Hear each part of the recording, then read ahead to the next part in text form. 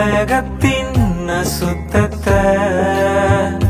நான் உதறித்தான் தள்ளனோ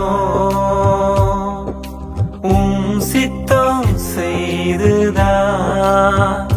நானும் சாட்சியாய் வாழனோ